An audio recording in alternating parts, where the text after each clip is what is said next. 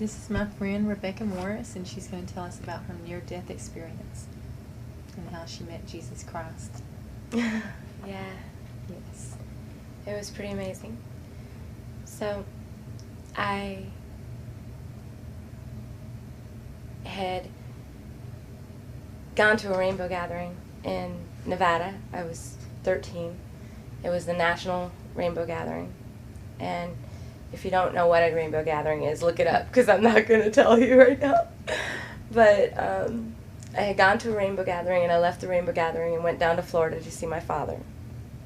I hitchhiked down to Florida to see my father. And that situation didn't work out. I had met him before when I was 12, and it didn't work out, but I had wanted to give it another chance, so I went down there, and it was a disaster, so I ended up leaving and decided to hitchhike back to California. And at that point, I was doing a lot of drugs. I was doing LSD, crystal methamphetamines, and smoking a lot of pot, drinking a lot, pretty much anything I could get my hands on. And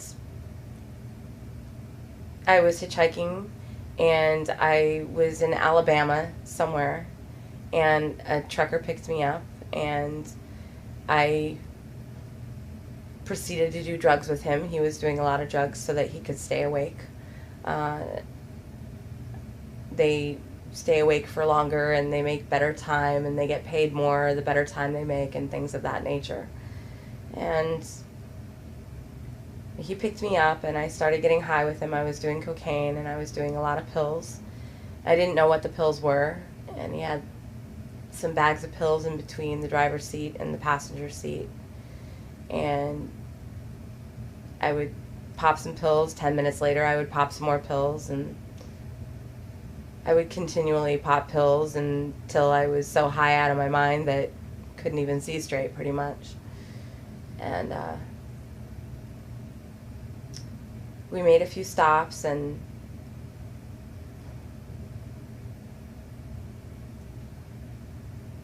we bought some tapes to play in his cassette player, and I bought an Amy Grant tape.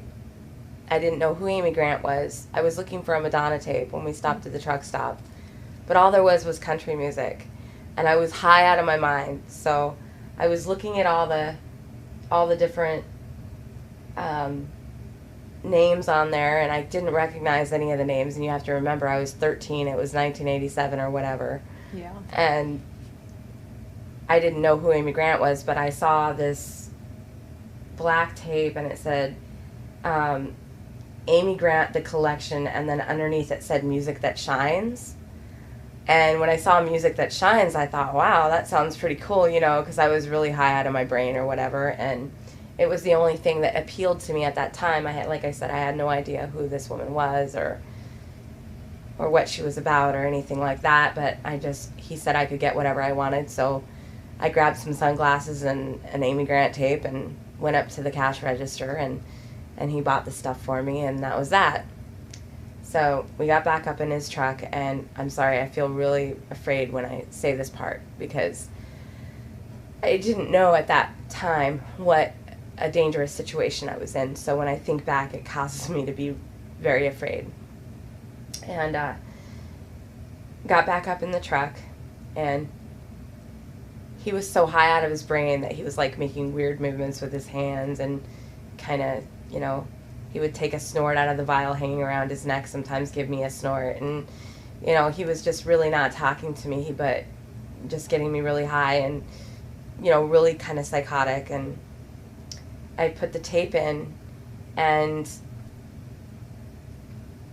it began to play, and I can't really remember, and it's been so long since I've even listened to her music, I can't remember what the first song was. But after the first song, it didn't seem to be really Christian. But pretty soon you kind of got an idea that it was. And that's when I began to feel really weak. I remember we got back on the freeway, and I began to feel very weak. I began to get very panicky and very sweaty. And I had been up probably for like a day and a half already. And we we're going down the freeway, I decided that I wanted to go lay down in the back of the sleeper. And so I crawled back there and I laid down on the bed in the back of the sleeper. And I put a pillow over my stomach and I curled up into a fetal position. And I felt something inside of me snap. It just snapped. And I can't say that I went to sleep because I didn't really go to sleep. But it was like I kind of left. And all of a sudden I was in a really, really dark place. It was so dark. I was aware, and it was so dark. I opened my eyes really wide and looked around me to see if I could see any light at all, and there was no light anywhere. And I looked all around me. I couldn't see even a shred of light, and I was so frightened. And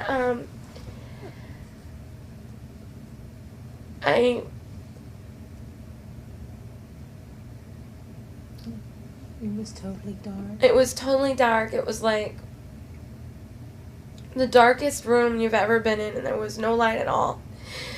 And I was there, and I reached up, and I called out. And when I reached up, I saw my hand in front of my face, and my hand was pure white.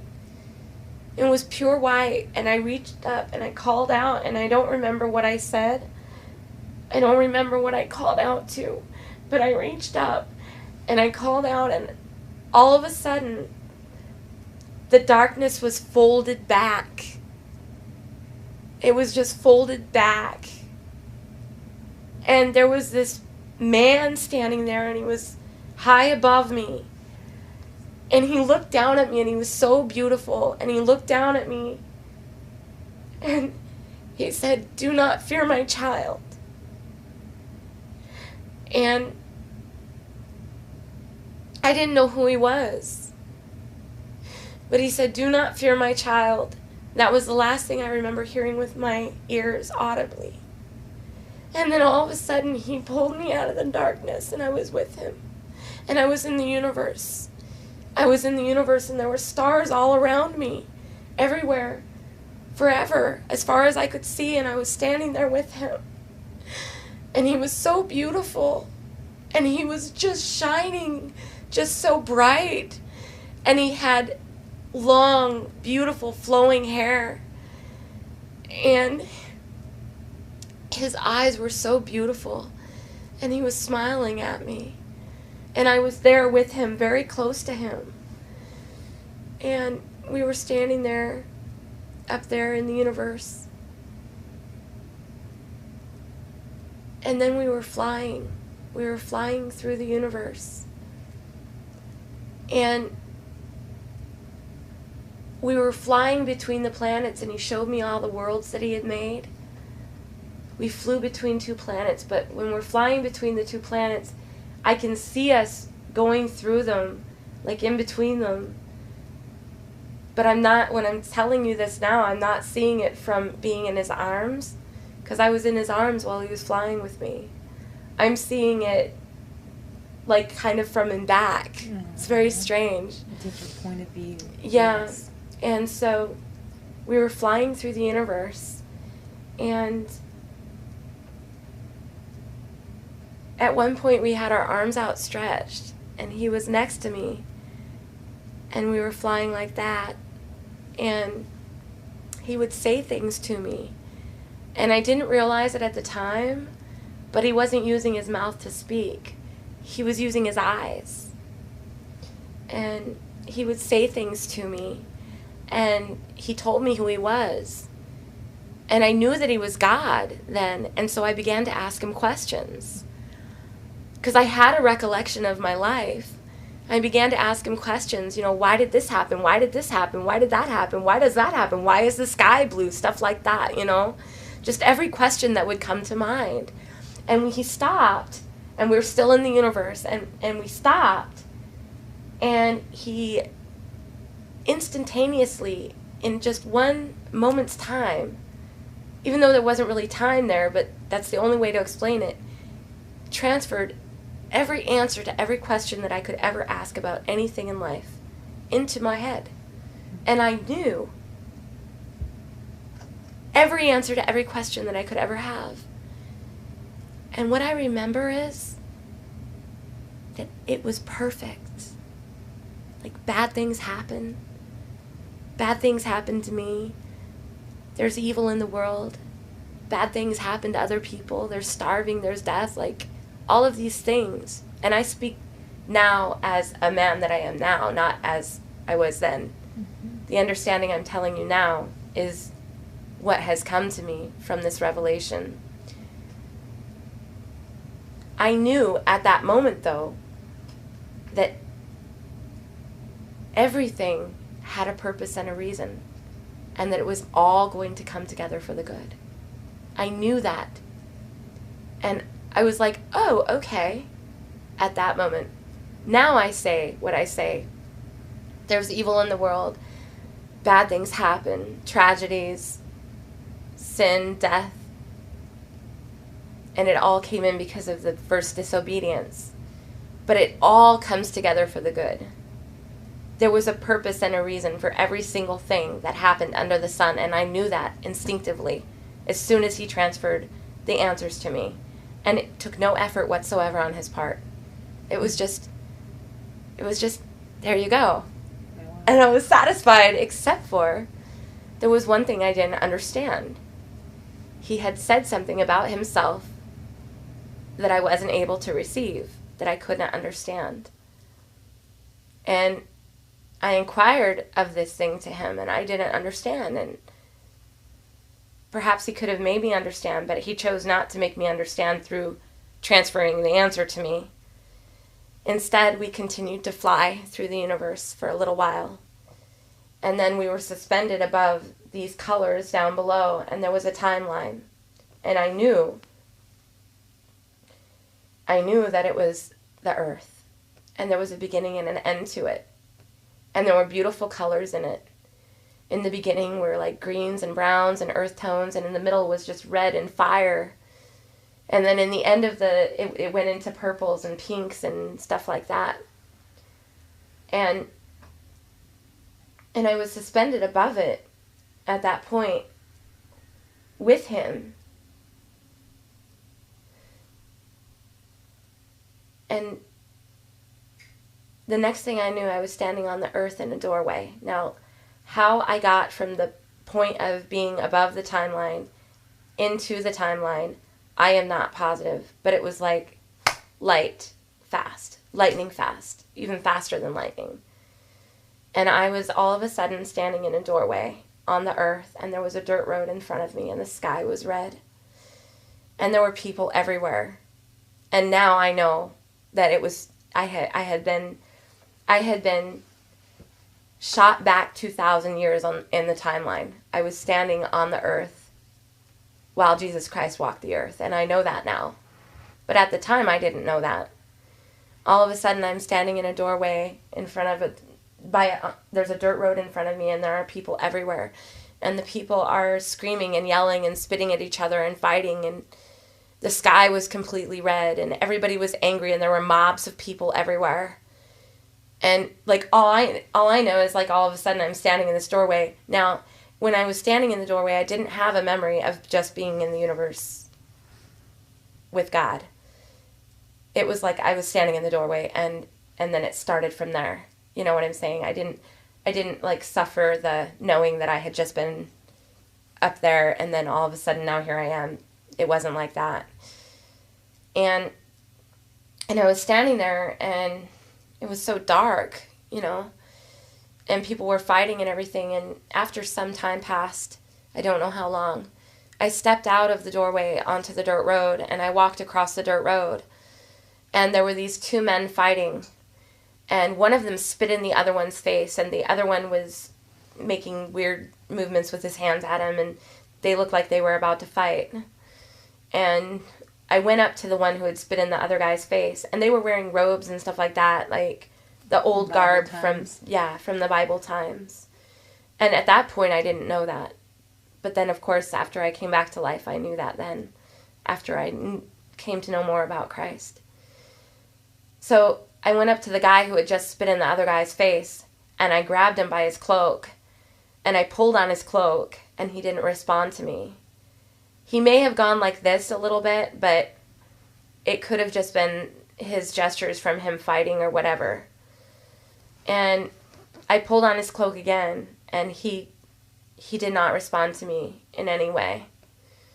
And so I left him, and I think I had said something, to try to get his attention, and he didn't pay any attention to me. And so I walked over to where there were some other people, and I called out to them, and they wouldn't acknowledge me. And then I remember that I did become kind of frightened because it seemed to me that nobody could see me or hear me. Mm-hmm. And so I started to call out to people that were going by and to, the different groups of people that were standing around. Can you see me? Can you hear me? Can anybody see me? Can anybody hear me?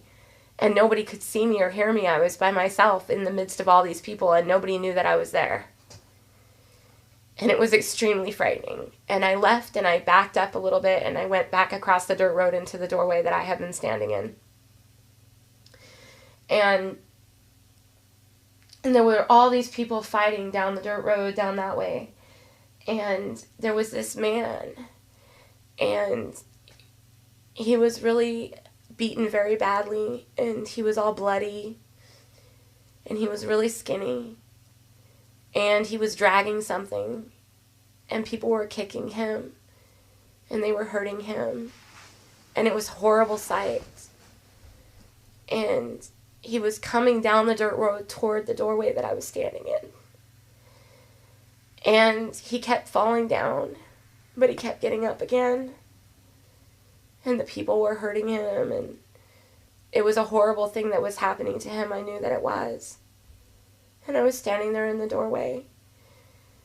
And nobody could see me or hear me, and I didn't know what was going on. And he was coming closer and closer to me. And I know that he was stumbling, and he was coming closer to me, and the mobs were following him. But it was kind of quiet, too, at the same time. It's kind of hard to explain. Like a bunch of action, and it's quiet, and you're seeing all of this. Yes, yes. And he's coming toward me, and I thought he was going to pass me. And he stopped in front of the doorway. And he looked right at me. And he looked right at me in my eyes. And he knew I was there. And all of a sudden, I remembered who I had been flying with in the universe, and I knew that that was him. And the next thing I knew, I broke in a million pieces. I broke in a billion pieces. I can't even begin to explain the pain that I felt when I looked in his eyes, and I knew that he saw me, and I knew that he was the one I had been with, and I had the memory of being with him in his ascended form, what I now know is his ascended form. I just broke in a bunch of pieces. And then, boom, I was back up in the universe with him. And he was laughing. And he was rejoicing. And I was with him, and I wasn't really laughing.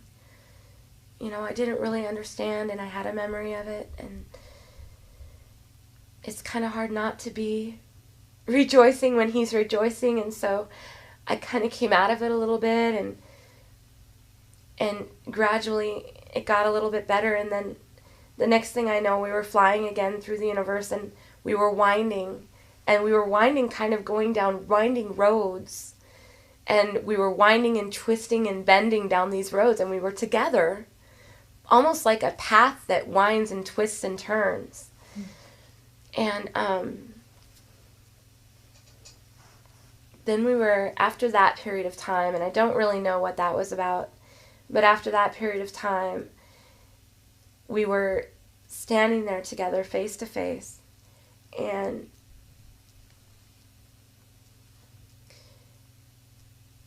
I said something to him that was extremely offensive. And we were standing face to face, kind of like if you were like a foot or foot and a half closer to me. His face was right there by mine, in front of mine. And I said something that was extremely offensive to him. And so say that's me and that's him, right? All of a sudden, we were separated. And he went this way really fast, and I went this way really fast. It was like his entire being just went that. It was so offensive what I said to him. His entire being went backwards away from me. And my entire being went backwards away from him. And then I was in the sky. I was in the clouds, in the sky, on the earth, like, but up in the sky. And there were billions of people all around me as far as my eyes could see. And I had this really tripped out sight where I could see really, really, really far, like I could see into eternity. And I was in the sky, and I looked behind me, and just innumerable amounts of people coming toward me, and they were all flying and laughing and dancing toward this light in the sky. And he was there next to the light with his arms raised in the air, and he was laughing so hard, and he was so rejoicing and joyful, and all these people were going into the light, and then they would go on to the other side into golden bodies of light. And I was just standing there as this was happening, and then these people were going by me, and I was just standing there in the sky, and I was looking up at him, and he was looking right at me. And when he was looking right at me, he made me to know something. And I looked around me, and I looked at all the people as far as my eyes could see, and I knew he had me know that as he was looking me right in my eyes, that he was looking them right in their eyes too at the same time, all of them. And it was really a trip, and I was like really like whacked out by that, you know. And so this went on for some time, and there was music, and everybody was happy, and everybody was joyous there, and I was just kind of checking it out. I was just standing there as they went by me. And then he said something to me. And I didn't know until many years later what he said to me. And the only reason I know what he said, what I said to him and what he said to me, the two things I didn't know for many years, was when I actually got more intimate with him, and he did reveal to me what was said. And through confirmation and things like that, I know what was said. And I will tell you after I'm almost done now with the near-death experience. So I was standing there, and it was just the most beautiful thing you've ever seen. And then he said something to me, and then just with a rush that I can't even describe, I went backwards through all of the people. I went backwards, and then I came to in my body. I became aware of my body. And I had to peel my eyes open because they had sealed themselves shut. And I left the sleeper part of the truck, and I went up to the front, and I saw my face, and for some reason he had a visor all the way along the inside of his truck, but there was no back window to be able to see out, so I don't know why he had that there, but I looked up in it, and my face was pure white, and my lips were blue. Mm-hmm. And at this point, I had been out for quite some time. And I tried to get his attention, and it seemed to me that he had forgotten I was in the truck. And so I touched him, and he really freaked out. He didn't realize I was still in the truck. Mm. And I kept on asking him, you need to pull over, you need to let me out. But it was like I couldn't speak English. It was like the words I was saying weren't English. It was like I was speaking another language. And I just kept telling him, you have to let me out. You have to pull over and let me out. I was so afraid. And he pulled over, and I opened the door of the truck. He pulled over under an on-ramp, and I opened the door of the truck, and I jumped out, and he threw all my stuff out onto the side of the freeway, and I ran up underneath the on-ramp, the overpass by the on-ramp. And I ran up underneath there, and I just cried. I just cried. I didn't know what had just happened to me. You know? What had just happened to me. And what was I supposed to do with something like that? You know what I mean? Yeah. I mean, I was only 14, you know, and I was a street person. I was a streetwalker. So I don't really remember a lot over the next 6 months. I know I made it back to Hollywood, and I know that I kept doing drugs. But quite a few miracles happened to me after that. And I'm not going to go into the rest of my testimony right now, because I really feel like what ended up happening after that was I tried to tell everybody what had happened to me, and nobody would listen to me. People didn't believe me. They thought I was crazy. And so after a few years, I quit talking about it. And now, over the past 15 years, I've only talked about it maybe 3 times. And Julie, the other day, was probably the first time in a very, very long time that I've spoken about it. And now this experience of talking about it is much different than the experience the other night. The other night, I didn't feel all the fear, the memory of the fear and stuff like that. Yeah. It was like when I was talking to Julie about it, I was really on fire. I didn't feel vulnerable. I didn't feel all the feelings that I felt then, and for some reason now I am, and so I feel like it's really taken a little bit more out of me than it did the other night. So I think that I'm going to be done soon, but I did want to tell you what was said between the Lord and I when I was with him, when I died. After he had shown me him being led to the crucifixion, and I had been back up in the universe with him after the winding paths and things like that, I had said to him, "You would die for them?" And I guess in the way that I said it, and after what he had shown me, and after everything he had explained to me, was very offensive to him. And for a very long time, I wondered to myself about that. I wondered to myself if I could ever be forgiven. And then he revealed to me what it was he said to me before I went back into my body. And what he had said to me was, "I forgive you." Before I went backwards and came back into my body. And that was revealed to me over time, over years. I prayed about that. And finally, when I surrendered a little bit in my life, and I did begin to really seek him in ways of overcoming my addiction, then I was able to get more of an intimacy with him, and it was very painful, but I was finally able to hear him a little bit and submit a little bit in obedience. It wasn't much, not what normal Christian would call obedience, but the littlest act of obedience, like not jaywalking.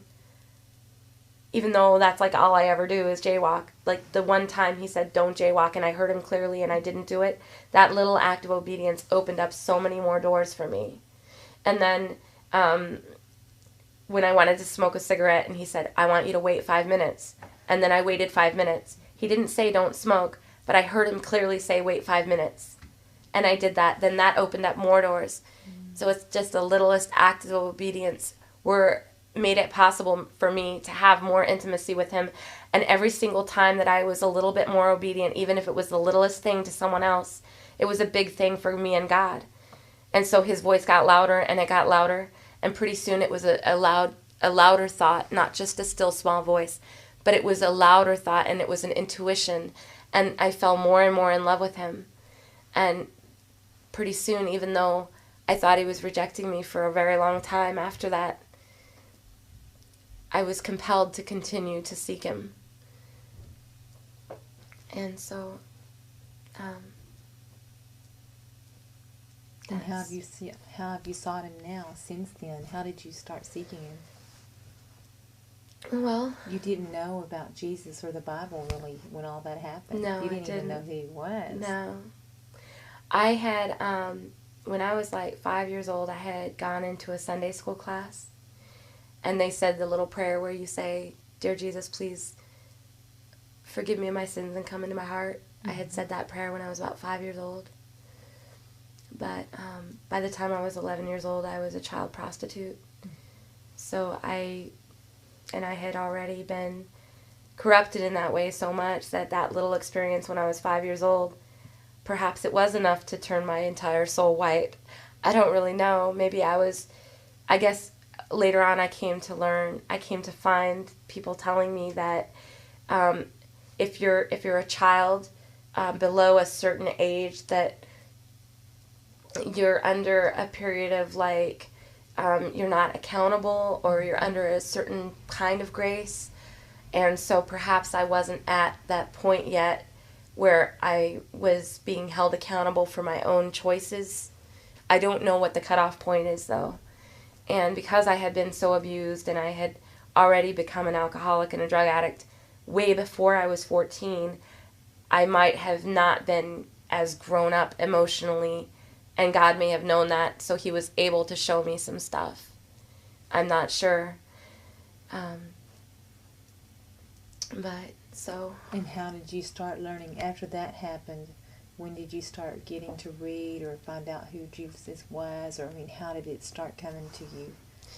Well, I was, I made my way back to Hollywood. Like I said, the next 6 months is really difficult for me to remember. I know that I saw him in Scientology.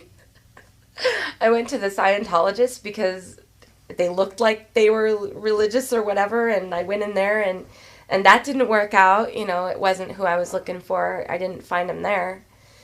And I went back to Hollywood, and I was working on Sunset Boulevard. I was selling my body. Mm-hmm. And one night I was walking up Hollywood Boulevard, and I was at Hollywood and Highland, and it was by the McDonald's there. And there was a pantomime group standing out in front of the McDonald's. And the guy was all made up in white makeup, and he had this, like, you know, pantomime, and I had never seen pantomime in person, I don't think, at that point. I was pretty intrigued. So I stopped, and I was watching him do his pantomime there in front of the McDonald's, and there was music playing, and the music turned out to be about Jesus. Wow. And I was very, very intrigued by it. And I was actually on my way to go continue doing what I do, and at that point it's sin, right? Mm-hmm. But I stopped, and there was an entire team of pantomime people, and I went up to the one lady and I asked her, "What are you guys doing, you know?" And I was like, and they were telling me about Jesus and stuff like that, and about the Lord and everything, and I knew what they were talking about. It was weird. I was like, I knew what they were saying to me. Wow. And I was just like, wow, that's awesome, you know? And I told them about my life, and I told them that I had met Jesus recently. Remember I told you that I started to talk about it a lot after it happened. So this lady was pretty intrigued with what I had to say, and she invited me back to her hotel room for a place to stay and a shower and a good meal for the night and stuff. And so I agreed to go with her and her team of pantomime people from Minnesota. They were from Richfield, Minnesota. And so I agreed to go with them to their hotel. So they took me back to their hotel room. And we talked and stuff, and I spent the night with them, and they invited me to go back to Richfield, Minnesota with them and live in the women's house for the women in the team. It was called the Manse. And they said that I could possibly do an apprenticeship and become a part of their pantomime team. And so I said yes, and I said that I would go with them. And I flew to Minneapolis with them, and I went to the Manse, and I began to practice pantomime and stuff like that, and I got a job as a waitress in Richfield at an Embers restaurant on Penn Avenue. And I had my very first job that I ever had in my life as a waitress. And unfortunately, it's not as easy to get away from the devil as that. So the cook invited me out in back of the restaurant to take some swigs off of his bottle. And I think I had about like maybe at that point, maybe a month and a half sober. And I had a little job, and the Lord was trying to deliver me. And I went out in the back of the restaurant, and I ended up drinking with him. He was probably like 35 or something like that. And I ended up drinking with him, and I got really drunk, and I started drinking again. I lost my job, and I'm a blackout drinker, so I ended up losing my opportunity there at the Man's, and I got kicked out of the ministry for drinking. And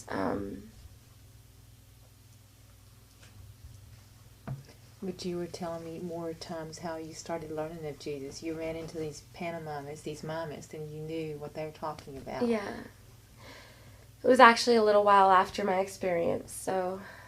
What were some other times that you remember how all of a sudden you started learning of Jesus or knowing him? I mean, you got to fly around with him. Well, that's when I started... And saw his crucifixion. I really started reading the Bible around that time. And I also, after that experience, I did end up going into AA. And while I was in AA, I started reading my Bible, and I had a really bad mouth. I had a swear mouth. Every other word was F this and F that. And so when I started reading my Bible, that started going away. Wow.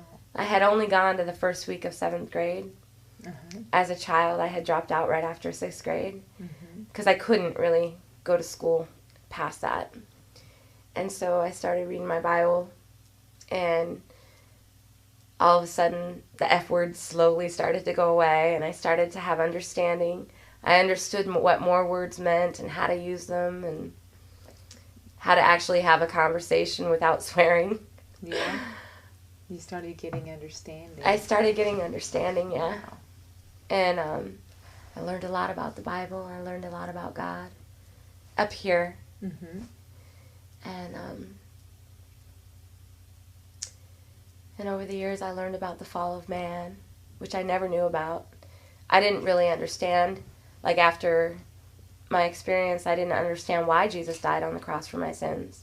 You just saw it and didn't. I just saw why. it, and I was like, okay, that happened, you know. But later on in life, in my 20s and stuff, it wasn't enough for me because I fell so in love with him over time. Like, every time I would go to jail, I would read my Bible because I went to jail a lot. Because of the addiction and the blackout, yeah. Because of the addictions, and then I would drive. Mm-hmm. And I would drive, and I would get pulled over for driving without a license. I would get pulled over for swerving or for bad tabs on my car, and then I didn't have a driver license, and so they would take me to jail for no driver license and no insurance, and I'd have to do time, and then I'd get out and I'd have another court date or probation, and I wouldn't go, so I'd get a warrant, so I'd go back. And that happened for many years in my life over just plain old simple traffic tickets. Mm-hmm. And one time for 1/10 of a gram of marijuana. But I started reading my Bible, and it occurred to me in my early 20s that I didn't know why Jesus had died. You know what I mean? Mm-hmm. Yeah. I accepted it like, yeah, you did that, but it seemed really unfair to me, too. And to this day, even it does a little bit. I need to pray about that and ask him, like, how is it fair? You know? So anyway, I was like, I don't really understand what the atonement is for. Like, why am I a sinner? What does that mean? Like, why did you die? And I didn't know that it's really important that you understand. You know what I mean? Well, you saw the actual crucifixion and didn't even I didn't know. see the crucifixion. No, just I saw him being up, led yeah, to the before he looked at you. crucifixion, but I broke way before then. So... But I mean, you saw, before you even really knew Jesus or knew anything about him or what he had done and everything, you were taking this experience. I was, yeah.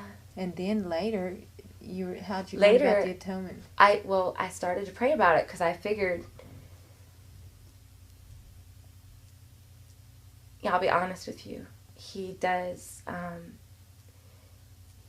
inhabit all of my thoughts every waking moment. Yeah. Except for when I'm drunk. When I'm drunk, I don't have to think about him. I don't have to think about the devil. I don't have to think about him.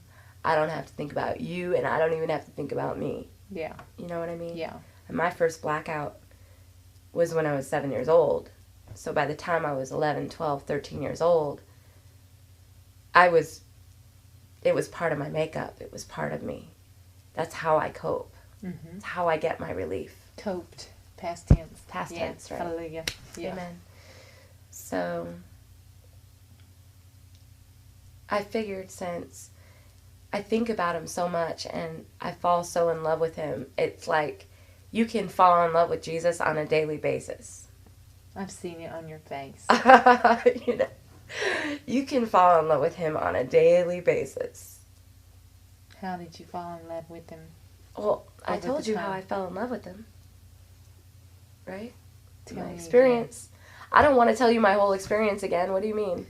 Of all of that, what happened with y'all flying through the universe? Yeah, and things? no, Yeah. I don't want to go through that again. No, but after that, I'm wondering how you started learning all the things like the atonement, or I don't know what they call all That's of it. what I was about to Just tell how you. to really, yeah, how So, to really. what happened was I prayed and I asked him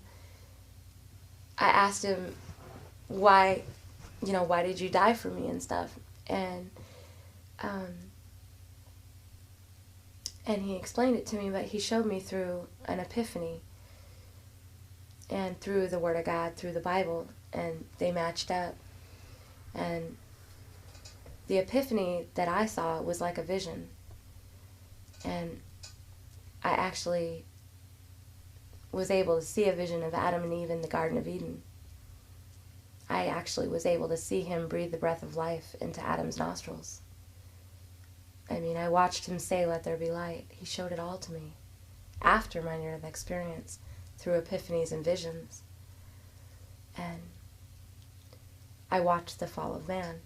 And whether or not that's what he created our imaginations for, and that was what it was, or it was a true epiphany or a true vision from him, I know now why he died on the cross. And that's evidence enough for me that it was authentic. And when Eve ate of that fruit, I don't think she knew what she was doing.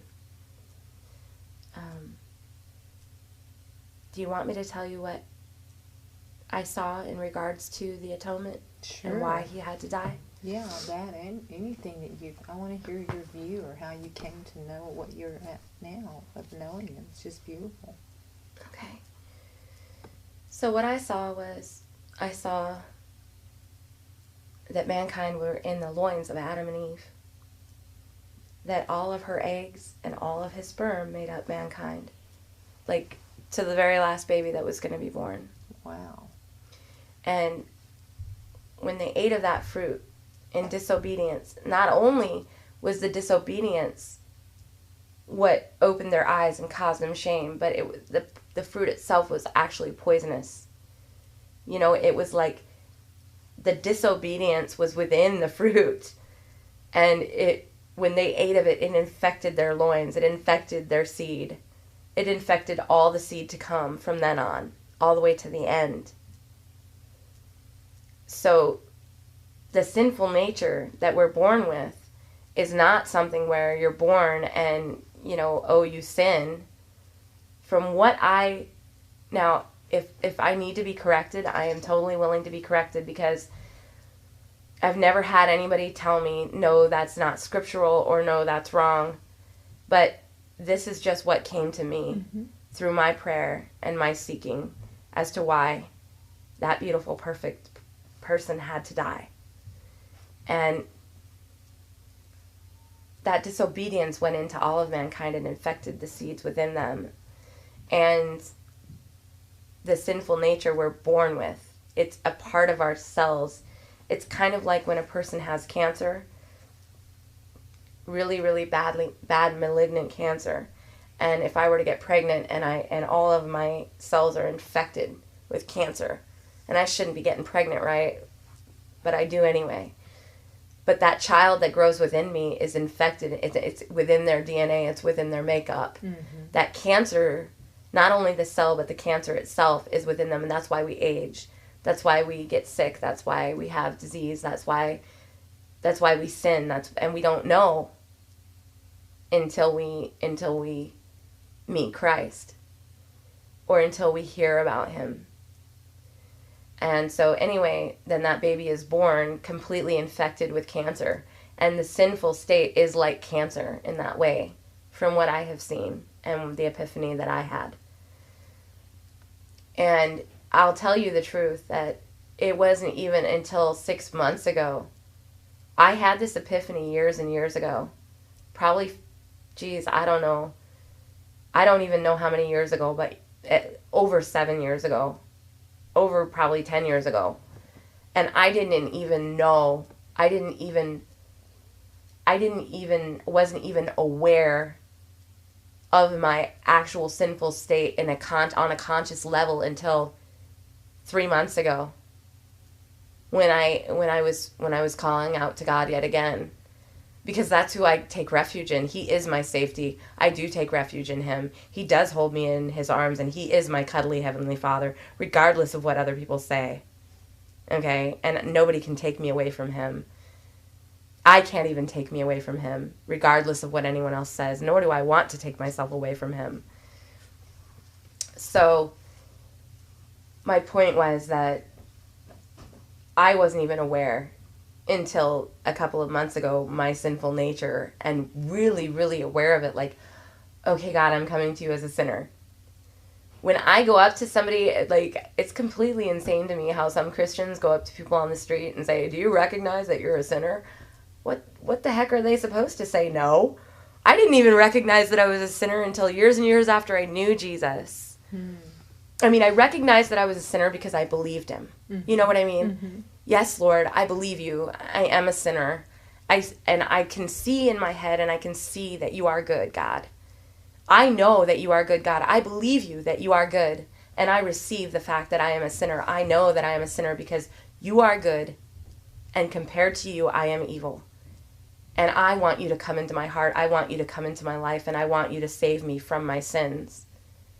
And I had said that so many hundreds and hundreds of times after I met Jesus when I died. But I wasn't even fully aware of my sinful nature until a couple of months ago. Salvation is a process. You know, for some people it really is. And there are some people that would fully disagree with me.